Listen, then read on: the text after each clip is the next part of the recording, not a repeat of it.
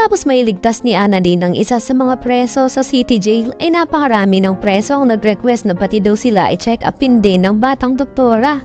Kaya naman nagsagawa tuloy ang Apex ng isang medical mission sa nasabing kulungan. Pero nang ipaalam na ni Annalyn kay Lynette ang tungkol dito, ay labis din siyang nag-alala pagkat mga masasamang loob daw ang mga nakakulong doon. Tanong din ng nanay niya na kung bakit naman daw sa dinami-rami ng doktor sa Apex na pwedeng ipadala sa medical mission ay siya pa talaga ang inassign. Maliwanag naman ng batang doktora na nagpasama daw kasi sa kanya ang tita Giselle niya. Gusto daw kasi mapagkita ni Moira dito para humingi ng tawad. At ang naging kondisyon nga ni Giselle para patawarin si Moira ay aminin niya kung sino ang tumutulong sa kanya at ang taong nagbigay ng bayad sa taong inutusan nila para tudasin si Dax.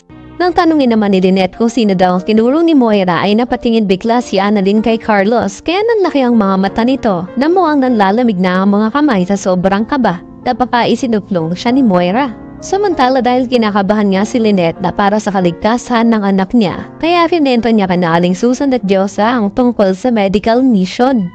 Ngunit ayon naman kay Aling Susan na hindi naman daw lahat ng nakakulong doon ay talagang masasama. Minsan nga daw nandun pa yung mga mas mababait na tao.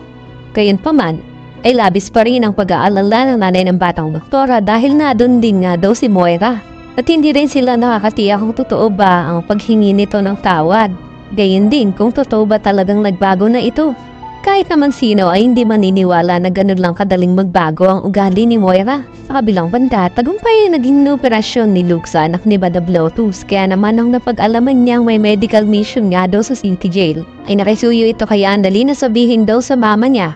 Na miss at mahal na mahal niya nga daw itong si Madam Lotus. Sigurado magiging magaan ang loob ni Madam Lotus kay Annalyn at hindi malabong mangyari sabihin niya rito na si Carlos ang nakita niyang tao na nagbigay ng pera kay Moira. Ano mga dapat niyo pang abangan kaya naman kung isa ka rin sa mga nagnanais na malaman na nila Annalyn na si Carlos nga ang kumag na tumutulong kay Moira. Maraming salamat sa iyong panood.